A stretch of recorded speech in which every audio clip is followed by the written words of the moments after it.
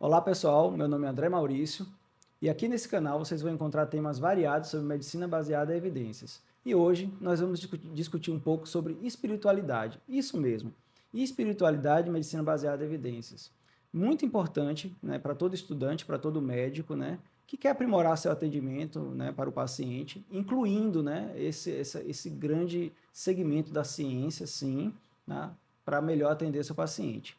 A gente vai bater um papo aqui com um especialista em espiritualidade, doutora Rosário Fonfler, com pós-graduação em integração em espiritualidade na prática clínica e psicoterapeuta nas linhas somática e sistêmica. Mestre em Medicina e Saúde Humana, membro do GENCA, da Sociedade Brasileira de Cardiologia, e professora de Medicina, né, de Espiritualidade, do curso das Arnes aqui em Salvador. Tudo bem, Rosário? Tudo bem, André? Alegria grande estar aqui no É um seu canal. prazer. Eu que te agradeço, né, ter aceitado o convite da gente, tá, para discutir um tema tão importante, né, como espiritualidade e misturar esse tema, né, não é nem misturar, porque na verdade faz parte da espiritualidade a evidência, né, existem evidências de que a espiritualidade pode e deve ser aplicada no nosso dia a dia. Mas deixa eu te perguntar uma coisa: o que é espiritualidade? Esse é o ponto de partida de qualquer estudo. Em ciências humanas, talvez mais até do que nas ciências biológicas, a gente usa a ideia dos construtos. O que é um construto? É um conceito que, intuitivamente, popularmente, todo mundo sabe o que é. Por exemplo, se eu lhe perguntar, André, o que é espiritualidade? Se eu lhe devolver como terapeuta essa pergunta, certamente você terá uma definição de espiritualidade. Essa definição é válida, esse conceito é válido, é válido para você porque ele parte da sua experiência com o tema. Mas, quando estamos buscando fazer estudos, realizar pesquisas e, portanto, construir escalas, questionários sobre qualquer assunto, a gente precisa ter uma clareza de uma uniformidade de conceitos, do que é mesmo que a gente está falando aqui. Então, esse é o ponto de partida de qualquer estudo na área de espiritualidade em saúde. E sempre há uma recomendação, e eu recomendo isso aos nossos alunos sempre, que quando forem falar sobre o assunto, escrever sobre o assunto, façam uma referência sobre qual é o conceito que está sendo utilizado ali, quem é o autor daquele conceito e explicitem qual é o conceito de tão complexa que é essa pergunta que parece ser bem simples que você me faz. Então, a, a conceituação, a necessidade de conceituação, ela é tão importante que foram realizadas, inclusive, duas forças-tarefas. Foi realizada uma força-tarefa que se reuniu em 2 anos consecutivos em Genebra, com os maiores especialistas do mundo, para que se Olha que interessante. construísse um conceito sobre espiritualidade.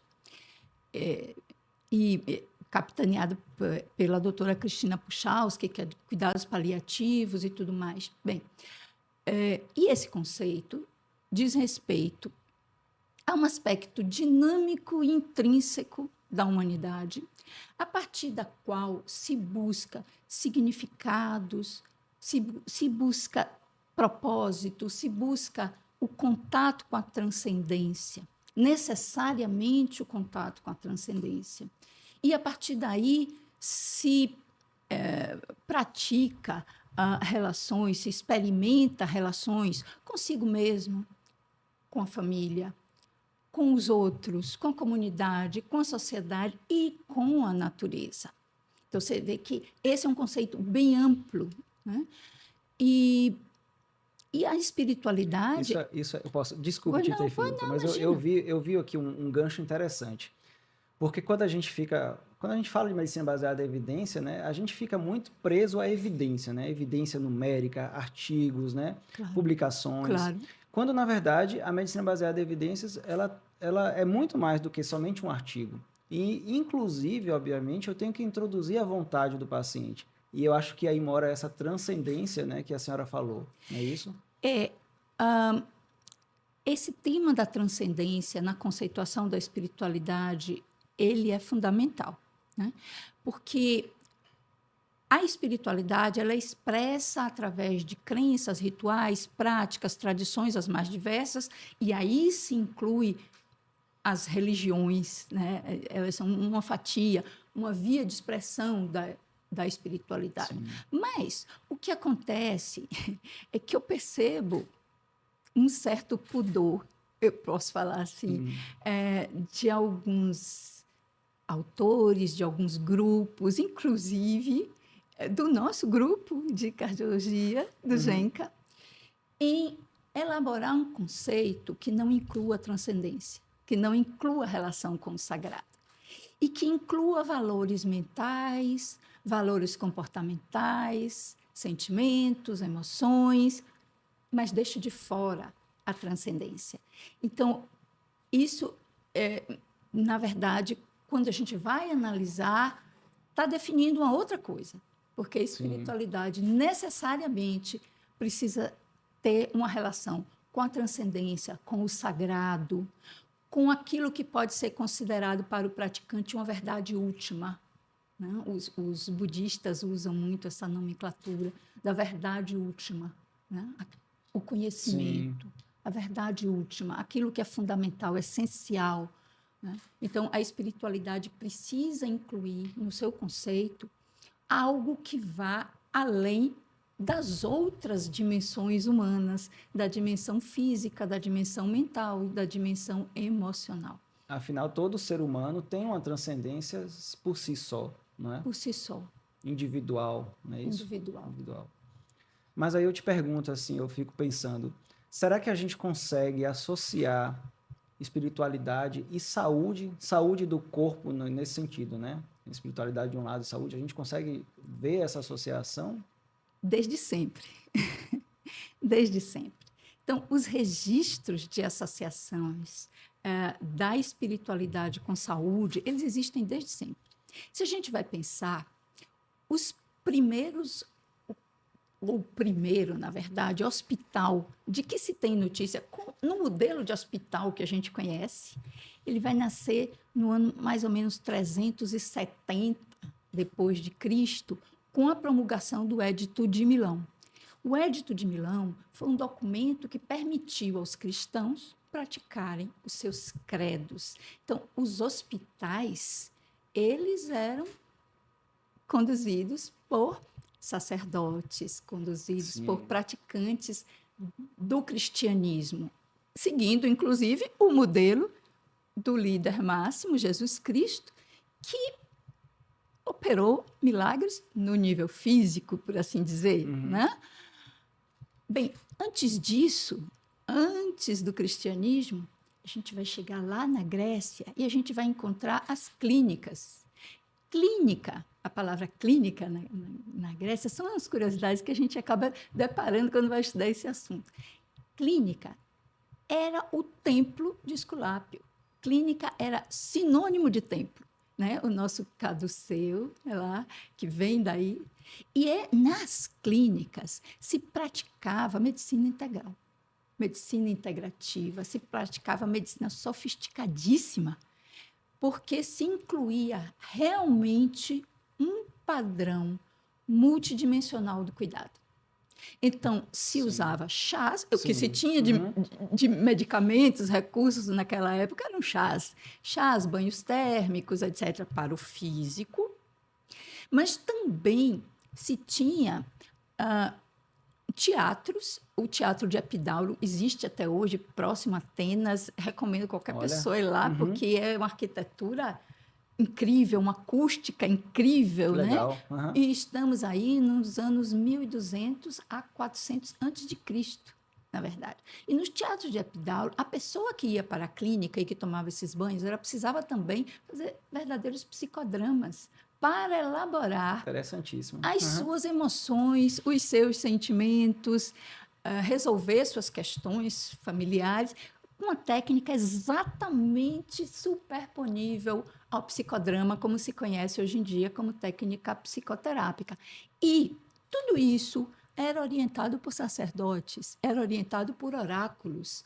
Né? Então, aquelas pessoas que usavam determinadas infusões e tal, e tinham visões. Então, para fulano de tal, nós vamos tratar assim, dessa maneira, fazer isso.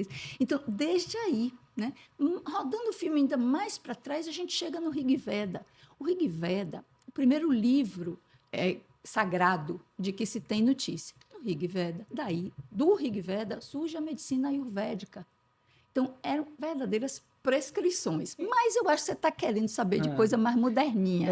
Mas deixa eu gostei dessa parte, porque se a gente pensar dessa maneira, por exemplo, já que existiu essa parte, né, da espiritualidade mais ligada à religião, então é energético? Claro. É energético? Então? Claro, claro. O conceito de energia, é claro que é um conceito da física. E o interessante é que quanto mais a física avança, e eu não gosto muito de falar dessas coisas de física quântica, etc., que está muito batido, embora eu tenha até feito um cursinho para poder tentar entender melhor Jung, né? De física moderna, na verdade, né? Que junta aí a física quântica com a teoria da relatividade. Mas sim, quanto mais a física avança, mais a gente chega numa revisão de paradigmas em relação ao que é mesmo que a gente está tratando. Sim, de que é constituído o universo. Não olhar o indivíduo somente como um ser orgânico, Exato. não é isso? Do que é constituído o universo. Quer dizer, é só a matéria mesmo? O fisicalismo explica tudo? Ou a gente precisa de olhar para outras possibilidades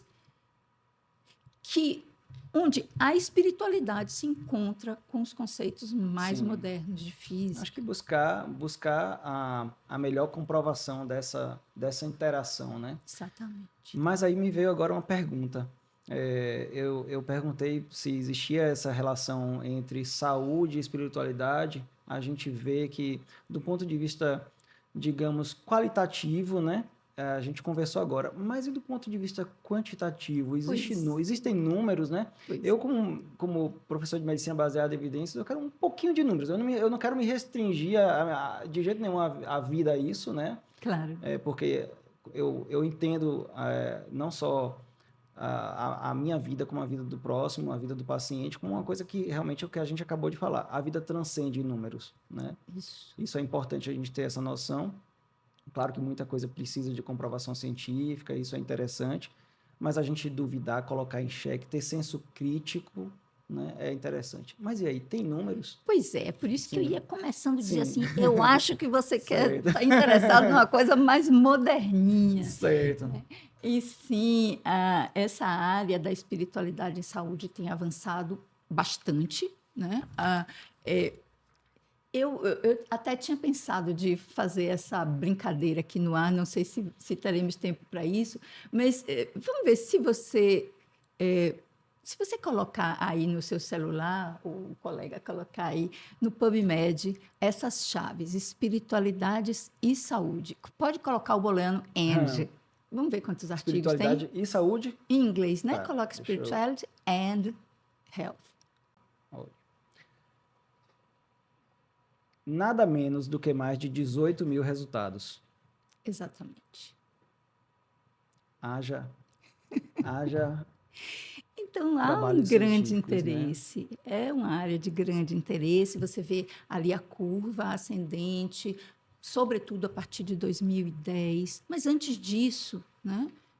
Final dos anos 80, esse interesse já começa a existir. Então, quando eu tive a curiosidade de olhar, quando eu me formei em 1984. Então, quando eu me formei, tinha 32 artigos aí nessa... 32, são mais de 18 mil agora, fantástico. Né? Fantástico. Então, claro que é uma área de interesse.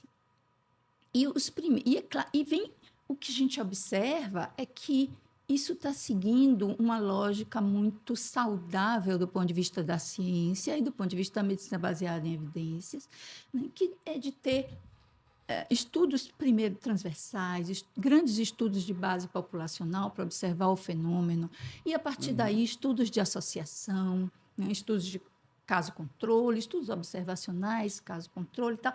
E vamos, então, que é que atualmente a gente tem grande interesse e também grande dificuldade, é claro, né, para os ensaios clínicos e tudo mais.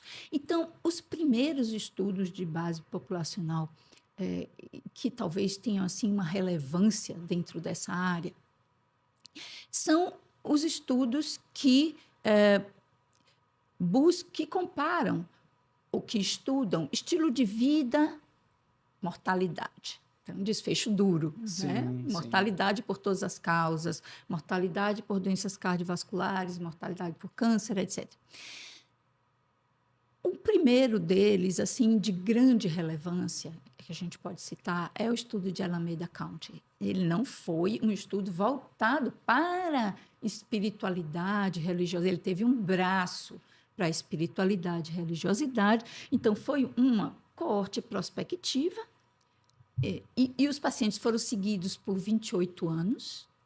No braço para a espiritualidade foram 5.000 pacientes, seguidos por 28 anos, se estudando aqueles pacientes que tinham. E nos estudos iniciais, o que se levava em consideração era a religiosidade mesmo, apenas, porque era o que era possível de se medir. Frequência a cultos religiosos, quantas vezes por dia em casa a pessoa fazia preces, ou lia livros sagrados, ou praticava meditações, etc. Então, frequência, aspectos meramente comportamentais.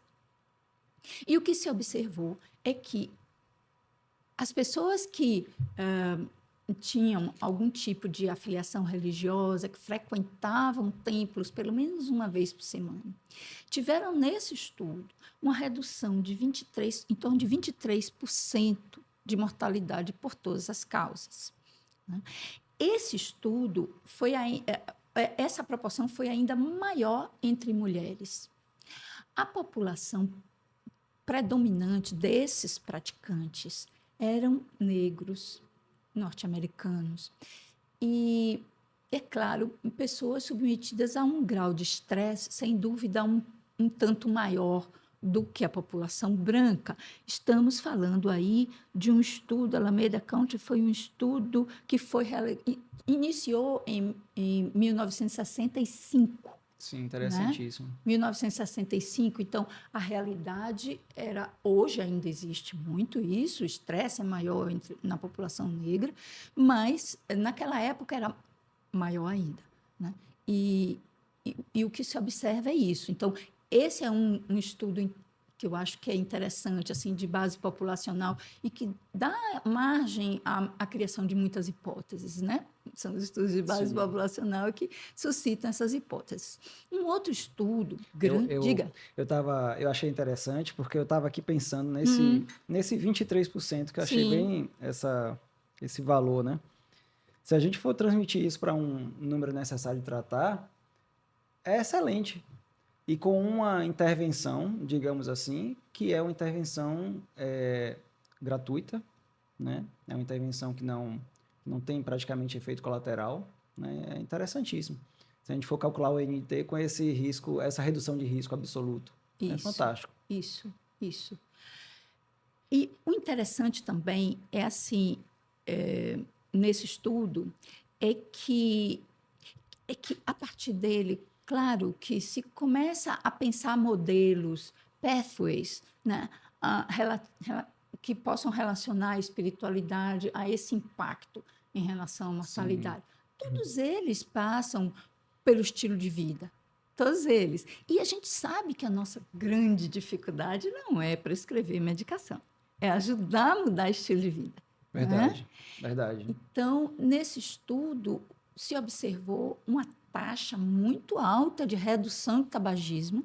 Não é que as pessoas que iam para a igreja, por exemplo, fumassem menos. Não é essa. Não é um viés de seleção assim, desse tipo. Não. Na verdade, é redução da taxa de tabagismo. Redução também, aumento da prática de exercícios físicos sistemáticos. E uma coisa interessante, algo em torno de 70% desses participantes permaneceram casados, acreditando-se, portanto, que o casamento seria um fator de proteção. Né? Eles permaneceram casados. E daí muita coisa se criou a partir daí. Um outro estudo populacional importante, que segue até os dias atuais, ele teve início em 1976. E todo mundo fala dele. 76? Um outro, o seguinte, Sim. né? É o Nurses Health. Todo mundo fala do Nurses Health. Todo mundo que é interessado em promoção de saúde, que é um estudo das enfermeiras, um estudo feito por Harvard. Hoje em dia está com mais de 121 mil participantes. Né?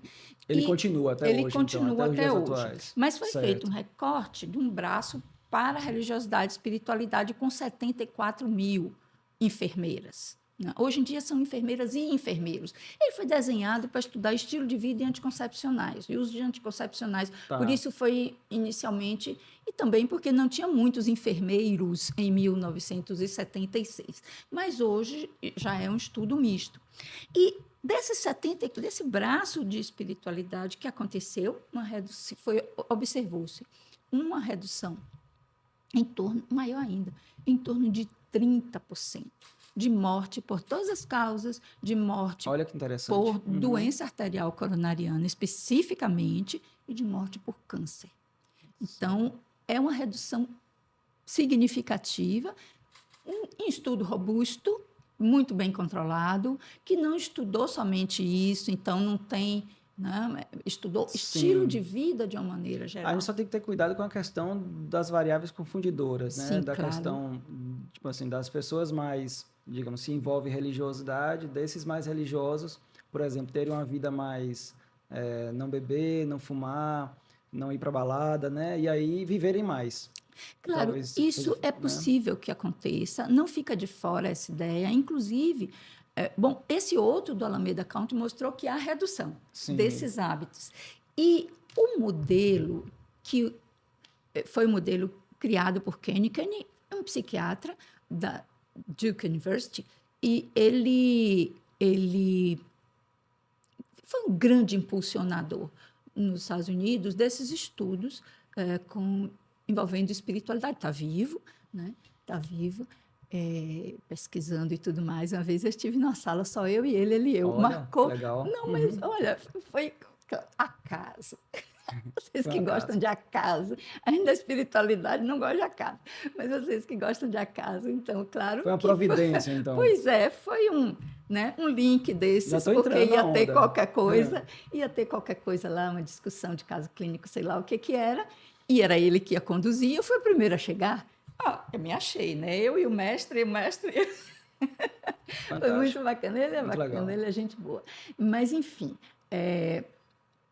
então, ele criou um modelo, é um modelo que já foi desdobrado para muitas especialidades, inclusive cardiologia. Ele tem, inclusive, uma revisão sistemática que é muito interessante com o professor Fernando Lucchesi, grande cirurgião cardíaco lá do Rio Grande do Sul.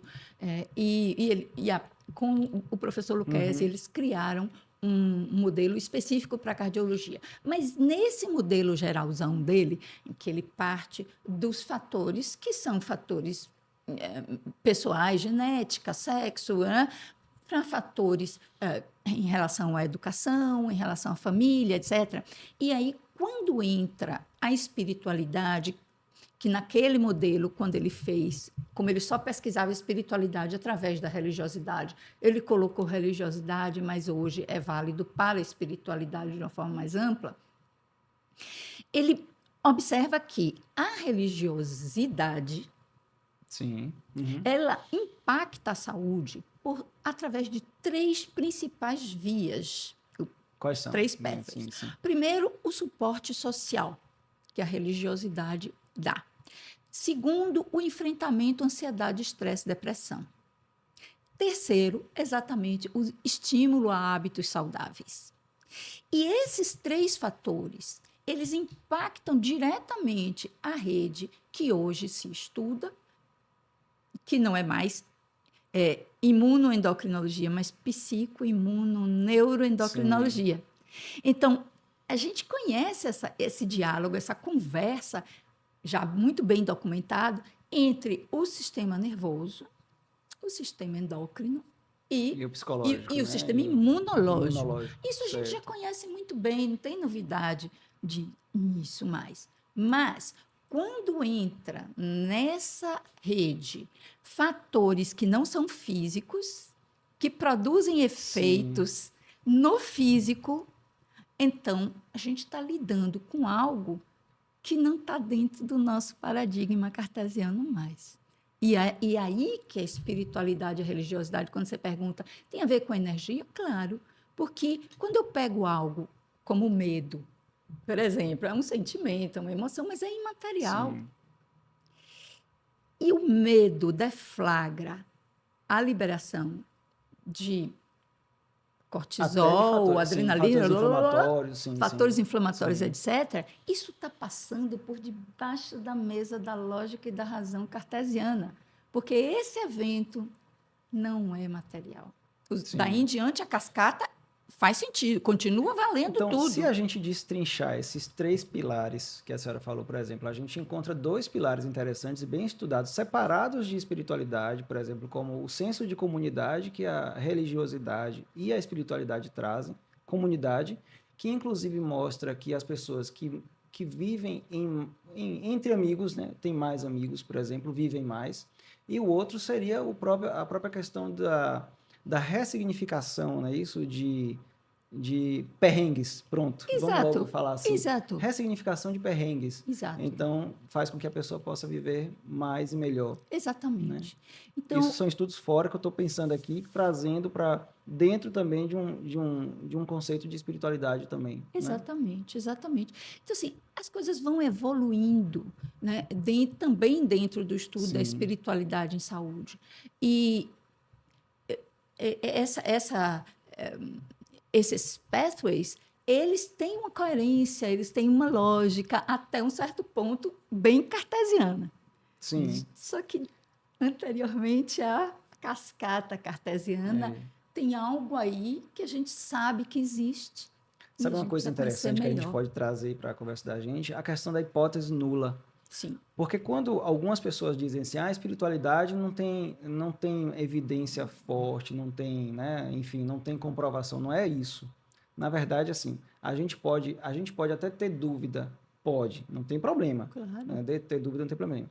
Mas a questão de buscar que não funcione, não. A questão da hipótese nula é buscar que algo funcione. E no momento, a maioria das evidências que a gente tem é de que funciona, né? Ou Isso. seja, são realmente anulando a hipótese nula, né? É É. aquilo de dizer que funciona e a própria incerteza disso ela é pequena. Eu acredito que seja pequena pelos estudos, todas as evidências desses anos todos, 18 mil, né? Depende da área, né? Eu Em gosto que área muito. que a gente Então, pode aplicar mais? observe, eu Sim, gosto muito de pensar que isso, eu falo isso para a espiritualidade, mas eu acho que isso é para a ciência de uma maneira geral. Eu acho que é um perigo a certeza do crente. Eu acho que é um fantástico. Também perigo acho. a certeza do Uhum, descrente. sim, também E eu acho. gosto muito da ideia do ceticismo, do cientista O senso saudável, crítico, né? Sim, né? é saudável, Assim, claro. daquele que diz eu não sei. E se eu não sei, eu quero saber, né? A questão é a gente baixar a guarda do preconceito que diz Sim, isso é maluquice, do preconceito que vem muito, muito, muito, muito das ideias de Freud, né? Que trouxe, né? Sobretudo no Futuro de uma Ilusão, ideias de uhum, que tudo isso, nada disso existe, as religiões estão fadadas a desaparecerem, e hoje, no senso atual, 84% da população do planeta declara algum tipo de algum tipo. afiliação religiosa. Então, não acabaram. As religiões não acabaram. Então, a gente precisa abrir mão do preconceito e estudar. Mas, por exemplo, se tinha um entusiasmo muito grande por estudos envolvendo prece intercessória. Era, um, era Sim, uma coisa que no início se buscava muito e havia um entusiasmo muito grande. Então, coloca um grupo de pacientes no hospital, alguém de longe reza por esse grupo de pacientes, vamos ver quem a melhora. distância É a distância, certo. né? Vamos ver quem melhora, quem não melhora. Hoje em dia, esses estudos são proscritos, não se faz esses estudos mais dentro da própria área da espiritualidade em saúde, porque são tantos vieses e tantos vieses que não se consegue controlar Eu vou absolutamente aproveitar nada. então e te perguntar em relação a e a prece ou a questão da imposição de mãos, porque não ligada, não Sim, precisa, não estou falando de religião, mas existem muitas pessoas que gostam, né, da sim, questão de imposição de mãos para a cura. E aí? pois é. Então, quando você disse, quando você falou lá do NNT, uma intervenção legal aqui, esse é um problema. Porque a gente não pode prescrever ninguém vá para a missa, vá para o seu Sim, culto. A gente pode, sabendo que a pessoa tem uma religião, estimular e dar dados para ela do quanto é importante, às vezes, ela voltar e tentar compreender determinadas dinâmicas que podem estar acontecendo, conflitos religiosos, etc. Então, isso a gente pode fazer, mas não pode prescrever. Então, como é que faz intervenção? E você está me falando de intervenções, né? A é uma prece, intervenção, inclusive, sim. né? A prece individual e tudo mais, ela segue esse mesmo caminho da religiosidade, né? Porque ela vai, de qualquer maneira, ajudar a fortalecer no enfrentamento de ansiedade, depressão, estresse e estimular hábitos saudáveis e também são preces individuais, nem tanto, não vai Sim. contextualizar tanto na sociedade, mas, de qualquer maneira, essa sensação de pertencimento a um todo faz muita diferença. Agora, a imposição de mãos, né? A gente entra aí na seara, eu diria assim, talvez mais contemporânea, mais moderna, do que tem Tá. despertado a curiosidade dos pesquisadores, que é assim, o que é mesmo a consciência. Eu sei que estamos falando de imposição de mãos, eu sei disso, mas eu vou chegar lá. Sim. A ideia de, será a consciência produto apenas da ativação cerebral? Ou será que a consciência ela é não local e o cérebro funciona como transmissor? Um transmissor Eu já ouvi essa de como se fosse informações uma que ele rádio, capta, né? informações que ele capta e ele elabora, e ele traduz, e ele transforma em informações para o corpo, e aí toda aquela cascata para ser válida. Tudo que a gente aprendeu na liberação de neurotransmissores, etc., é válido, não é uma substituição. Mas então, se a consciência for não local, e o que tem ajudado a pensar isso é a ideia do e a vida continua após a morte? Sim. Porque se o cérebro morre e a consciência continua, ela não depende do cérebro para funcionar. E aí tem uma série de estudos a esse respeito, um livro recentíssimo, que eu acho que vai ser um divisor de águas nessa área, que é a ciência da vida após a morte, que foi lançado pelo Springer. Né? Então, Springer faz coisa séria. Sim. Então, Uhum. e que justamente estuda isso. Tá, e a imposição das mãos, onde é que eu chego? Eu chego no seguinte ponto. Se a consciência é não local, ela não está aqui somente, ela está no meu corpo todo. E se eu coloco, então, uma intenção naquele contato e eu expando a minha consciência através de qualquer ato, pode ser uma meditação, pode ser uma imposição de mãos, pode ser um olhar, o que for, eu estou interagindo com aquela pessoa, sem palavras. A gente volta para a energia de novo, né? A gente Nessa volta história. para a energia de Uhum. novo nessa história. Exatamente aí. Aí você observa como é complexo se fazer ensaio clínico. Não tem placebo? Eu não saberia como desenhar, sinceramente. Né? Seria mais talvez alguma questão, algum estudo de qualitativo, não sei realmente Pois é, como os fica, né? estudos Porque ao mesmo tempo qualitativos, os desfechos são desfechos importantes. Uma grande parte dos estudos de espiritualidade mostram benefício em mortalidade geral.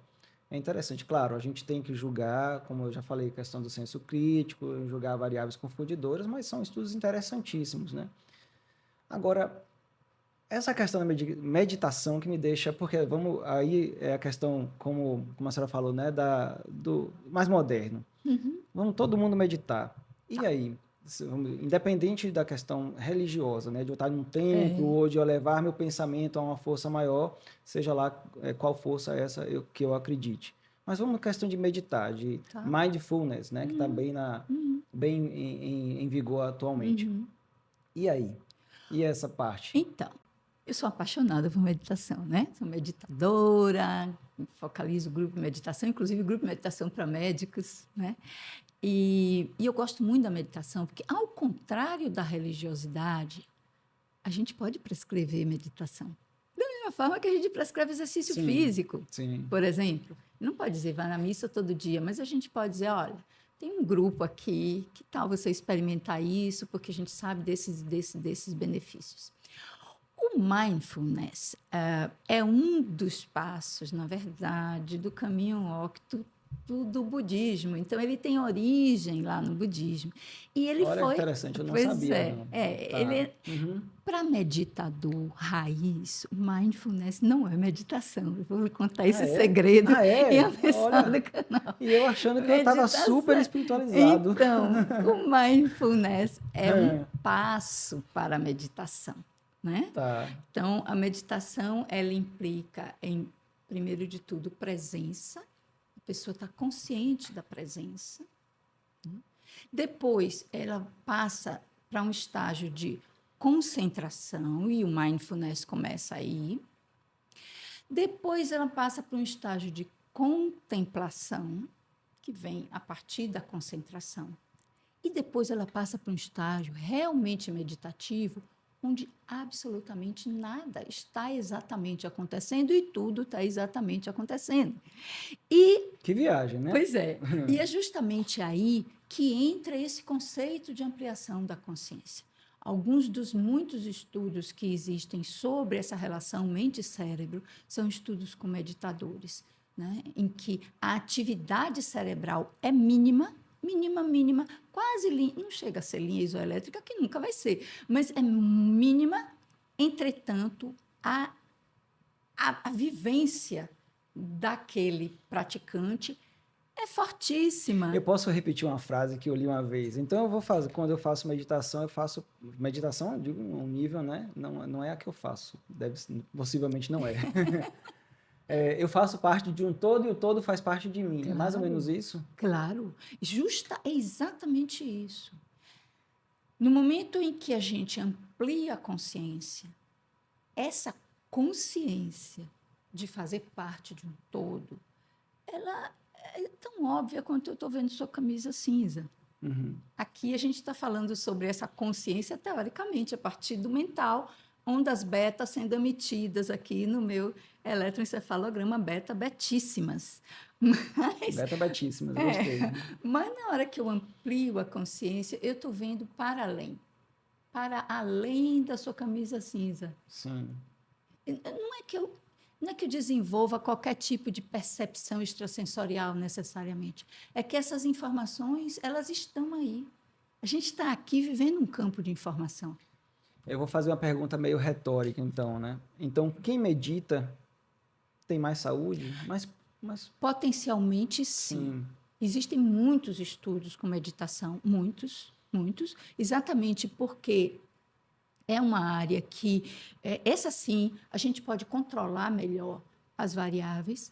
Existem, inclusive, 2 estudos que foram feitos aqui em Salvador, mestrado e doutorado, de uma psicoterapeuta chamada Cíntia Sampaio, feito lá na Baiana, né?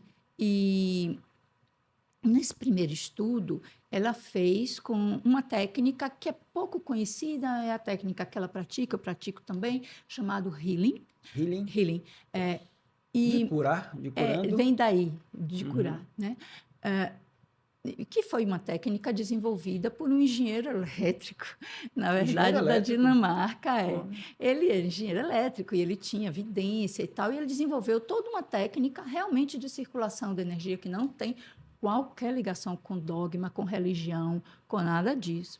E ela fez um estudo muito bem controlado, um ensaio clínico, Primeiro, com pacientes portadores de obesidade, primeiro em relação ao enfrentamento ao estresse, o estudo foi positivo, assim, ótimos resultados. Depois, no doutorado, ela fez esse mesmo estudo, só que com pacientes portadores de obesidade, no que diz respeito à redução da cintura, da circunferência da cintura. Sim. E ela teve também excelentes resultados. Então, esse Como foi... se meditar e emagrecer? Exatamente, exatamente. Olha. Então, foi um ensaio clínico muito bem feito, com lista de espera, com todos os critérios de um bom Sim. ensaio clínico. Depois eu te passo a referência para você colocar aí no canal e várias outras. Então, legal. mostrando... Agora, e assim, impactos da meditação sobre pressão arterial existe, sobre... qualidade de vida é óbvio, né? Digamos assim, são, embora seja de grande Como eu interesse. disse, a pergunta era retórica. Pois é de grande interesse, mas em relação ao controle de diabetes, em relação ao emagrecimento, em relação à prática de exercício, em relação à reabilitação, que é a área que eu estudo, eu gosto, tem uns estudos interessantíssimos sobre Tai Chi Chuan. Tai Chi Chuan, Yoga e meditação mesmo. Estudos de não inferioridade em relação às práticas clássicas de reabilitação cardiovascular. Estudos muito sofisticados, né? Incluindo, aí sim, exames complementares que podem observar a reserva de fluxo, né? Claro, ergospirometria e tudo por mais, exemplo, né? Seria a meditação, no caso, comparando com uma atividade Física, de que é da reabilitação reabilitação, física, melhorando a capacidade funcional do indivíduo. melhorando a capacidade funcional do indivíduo. Interessante. Sem, né, a inconveniência de uma atividade física mais forçada para aquele paciente que foi um pós-operatório de cirurgia cardíaca, por exemplo, né? E com a vantagem da melhoria da qualidade de vida. Sim. Porque reduz estresse, melhora a percepção do bem-estar. Então, com essa vantagem, que seria ideal que a reabilitação também fizesse. É recomendado que faça, que tenha psicólogo, mas a gente sabe que a realidade é mesmo fisioterapeuta ou profissional de educação física em exercícios físicos, né, para melhorar a capacidade aeróbica. E aquela questão do comportamento, né? Lá dos pilares que a gente falou atrás, um dos tópicos é o comportamento, né? Em relação às adversidades da vida, né? E aí, por exemplo, eu tenho determinados comportamentos, né? Não eu, estou dando um exemplo aqui. Alguém faz uma grosseria comigo no trânsito e eu tenho uma resposta mais, digamos, mais calma, né? Eu posso estar enfrentando aquele momento ali de uma maneira mais empática, né? Será que aquele outro, né, está passando por algum problema e eu me coloco no lugar do outro? Isso seria também uma prática de ser mais espiritualizado e isso pode trazer melhora para mim? Enfim. Interessante sua pergunta. Veja, eu lhe falei de vários modelos, né? Um modelo inicial das vias através das quais a espiritualidade impacta a saúde. Dois desses modelos, o modelo de cardiologia e o modelo de psiquiatria, destrincham um pouco mais o desenvolvimento do que eles chamam de virtudes humanas ou virtudes teológicas. Então, a gratidão, a empatia, a humildade. Isso faz parte, professora? Faz parte, claro, né? Está diretamente relacionado à espiritualidade em saúde. Agora, independentemente, porque junto com isso, em paralelo, mas não é dissociado, mas é em paralelo a isso, surgiu um movimento que está ganhando força cada vez mais nos Estados Unidos, da psicologia positiva. Né? A psicologia positiva não é uma linha de psicoterapia. Foi um movimento que foi proposto pelo então presidente da Associação Americana de Psicologia, para que, fosse qual fosse a linha, se procurasse dar mais foco ao desenvolvimento de qualidades que ele chamou positivas, sentimentos e emoções positivas, do que sentimentos e emoções negativas. Sim. E a partir daí, essa foi uma primeira onda, depois veio uma segunda onda e já estamos na terceira onda da psicologia positiva. E a partir daí vem se fazendo muitos estudos também estudos de associação. Alguns deles são estudos intervencionais, tentativas de ajudar a que a pessoa desenvolva mais a gratidão, desenvolva mais o perdão, enfim. Todos eles, a maioria, não sei se todos, mas com certeza a maioria deles são estudos na linha da terapia comportamental cognitiva, que é a linha da psicoterapia, digamos assim, em que mais se pode mensurar resultados, porque ela usa muito questionários e tudo mais. E em 2021, e depois eu até me lembrei agora de falar de novo da meditação, 2021, a American Heart Association publicou um statement que o título é Saúde Psicológica e Bem-Estar, a conexão corpo, mente e coração. Você veja que ele coloca o coração dissociado do corpo, Sim. né? Corpo, mente e coração. Então, falando sobre justamente uma série, é um statement, então tem uma série de estudos que eles relacionam com aspectos psicológicos positivos, aspectos psicológicos negativos, eles chamam assim, eu não gosto dessa ideia não, porque para mim sentimento é sentimento. A gente vai elaborar, transmutar, mas sentimento é sentimento, não tem agora positivo e negativo. Mas eu entendo isso em relação ao impacto sobre a percepção do bem-estar. Se a gente está vivendo, eu aqui agora feliz da vida, porque estou diante de você, falando de um tema que eu adoro. É um tema né? fantástico. Então, claro que eu estou... A minha percepção de bem-estar... Eu estou aqui e não consigo nem piscar, prestando atenção em tudo que a senhora está falando. A minha percepção de bem-estar é muito grande. Né? Se a gente está no engarrafamento, a percepção do bem-estar vai diminuir, muitos sentimentos aí vão ser deflagrados, e aí toda aquela cadeia de liberação de cortisol, adrenalina, em processo inflamatório, e aí vai. Tudo que a gente já sabe. Então, sim, a espiritualidade, ela promove um certo grau de estabilidade, né? Claro que isso depende muito... De ressignificação de ressignificação, daquele momento, né? Com certeza. E muito nesse sentido... eu digo um certo grau, porque eu não acredito que estabilidade exista, né? Mas de uma possibilidade maior de se chegar a um grau de equilíbrio entre essas forças internas que tendem à negatividade, por assim dizer, e que pioram o bem-estar, né? E o nosso potencial inato, que aí sim, né? É da ordem da transcendência. Sim. Né? Eu lembrei até agora de uma paciente que eu tive, né, quando eu era residente. Ela era líder espiritual e ela tinha uma paz, né, mesmo adoentada, né, eu chego a me emocionar quando eu falo isso. Ela tinha uma paz tão grande durante o internamento dela que ela distribuía essa paz. E, né, infelizmente ela veio a falecer, mas ela já era bem idosa, mas assim, a gente notava que ela deu paz também para a família, inclusive. Perfeito. Né, no processo do adoecer e do morrer, né, dessa paciente. É diferente, eu acredito que é diferente. A gente, quando vê um paciente mais espiritualizado, o processo de adoecimento é diferente, talvez o processo de aprendizado com essa intempérie, né? E o processo também de cura também, né? E às vezes também impacta na equipe, porque a equipe também permanece mais calma. É interessante isso. Eu não sei se isso, talvez existam até estudos menores, pequenos, mostrando o impacto desse tipo de comportamento da pessoa, do paciente, sobre o tratamento dele próprio. Sim, né? Claro, existe. E quando a gente, em espiritualidade, nessa área de espiritualidade, esse é um outro ponto muito importante, qualidade de morte. Né? A gente lida com qualidade de vida, é claro. Estranho falar isso, né? Mas é fundamental. É fundamental. A gente, no curso de medicina, na nossa prática, né? Eu fui intensivista há muitos anos, vi coisas assim incríveis. E a gente tem uma compreensão do processo de morte com uma visão da espiritualidade. Faz isso que está fazendo com você. Isso é muito lindo.